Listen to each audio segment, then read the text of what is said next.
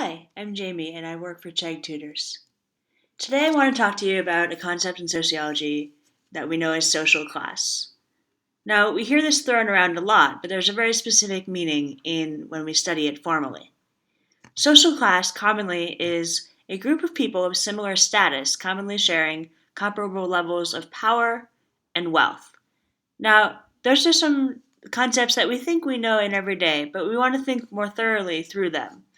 So, I want to clear up some things first. Social class is not income level. Especially with the growth of movements like Occupy Wall Street, we're used to hearing about now in America the 1%, the top 1% um, of earners who own much more of the wealth in the United States.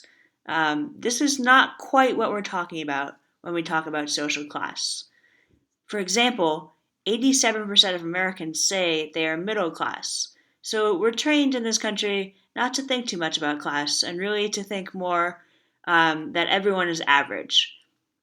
So class does look at wealth differences, but it also looks at lots of other things.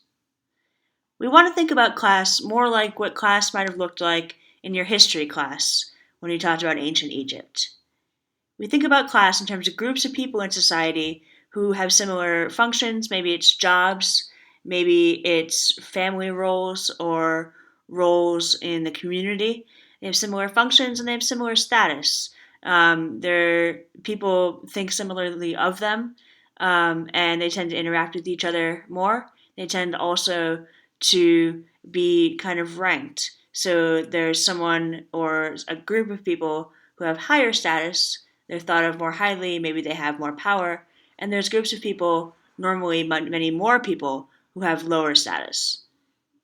So if we take a look at this pyramid and imagine that it is an ancient Egyptian pyramid, we see that slaves are at the bottom of the pyramid. They would have been a social class that are the biggest group of the biggest number of people in ancient Egypt. But they're at the bottom of the pyramid. They don't have any status at all. They don't even have their freedom, but they do perform a similar function. They do a lot of the labor, the hard labor, and they have a similar status. You might go up the ladder, and as you go up the ladder, a lot of things will change. Education level will change. People like scribes and above would be literate, whereas many people would not. Um, Levels of power and influence in the government, in everyday society, in how you could bribe and influence people are going to change as well. But you'll notice also that as you go up the pyramid, the level of power and status increases, but the size decreases all the way up to the pharaoh, who is one person and one person only. So really, this is more the way you want to think about social class, even say if you're in the US, where we don't think about class so much.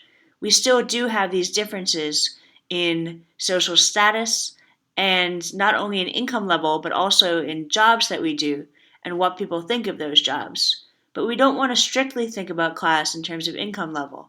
And we also don't want to believe that we live in a society that no longer has classes. Going back to our definition, we still certainly have people of similar status who share comparable levels of power and wealth. More later, and thanks for watching.